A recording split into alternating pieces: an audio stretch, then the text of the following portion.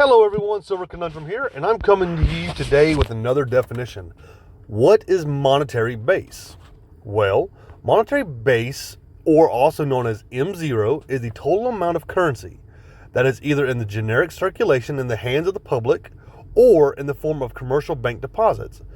These deposits are held by central bank reserves. The measure of the money supply is not often cited since it excludes other forms of non-currency money that are prevalent in the modern economy. So, basically, it is your cash and your coins that's held in reserve and what's in hand. So, if a bank has 10 million and the people have 6 million, that's 16 million in reserves, or monetary base, I should say. So, the monetary base is the component of a national's money supply. It refers strictly to the high liquidity funds, including notes, coinage, and central bank deposits. When a Federal Reserve creates new funds to purchase bonds and commercial banks, the bank sees an increase in the reserve holdings, which cause a monetary base to expand. The monetary base, MB, or like it used to be called, was M0, is the monetary aggregate that is not widely cited and differs from the money supply, but is nonetheless very important. It includes a total supply of currency in circulation in addition to the stored portion of commercial banks' reserves within the central bank.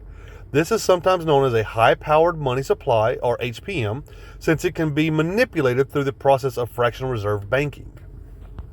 Now, guys, just so you understand, remember what I told you, this right here type of money is all the coins and all the currencies in circulation, as well as what the banks themselves hold in their reserves.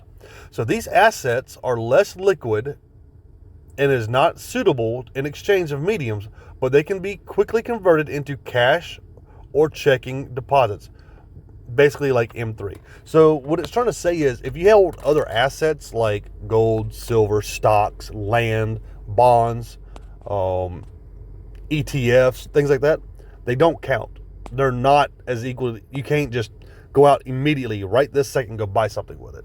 So it doesn't include that stuff. So that's just something to think about. Now, I'll give you a better example of monetary base. So let's go, for example, country Z has $6 million in currency, while its central banks has $10 billion in currency. You take the two totals, add them together, and that is what your monetary base is. So monetary base, again, just to reiterate, is your base money supply, and it is allowed to include all the coins and cash in circulation, plus what all the central reserve banks hold in their reserves. So, what's some of the takeaways? Also known as the M0, or monetary base of an economy, includes all the physical paper and coins and currencies in circulation, plus the bank reserve notes held by central banks. The monetary base is something referred to as high-powered money, as it can be expanded throughout the money manipulator. Basically, fractional reserve banking is what that is. And if you don't know what fractional reserve banking is, we'll touch on that topic later. So, economists typically look to more apprehensive monetary aggregates such as M1 and M2 instead of the monetary base. Because the monetary base is not something they use anymore because, well, we pretty much flooded the market.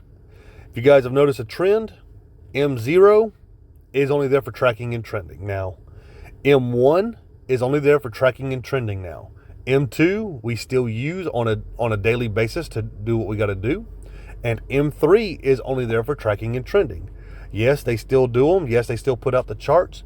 But as far as the governments and the central banks and all that, at least in the United States, they no longer use those matrices anymore. We've gone beyond the numbers that are comprehensible to be used.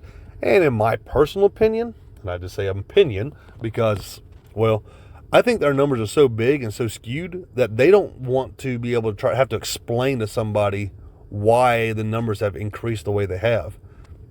But that's just me. So anyway, I hope you liked, shared, and commented. By the way, if you didn't see the last video I did on M3, there was a giveaway hidden inside of it. And guess what that giveaway was going to be? It was going to be 5 assay rounds So if you watch the video all the way through and you caught the keys and the links and all the other stuff that I put in there, I even gave you the answer to the question in the video. So you never know.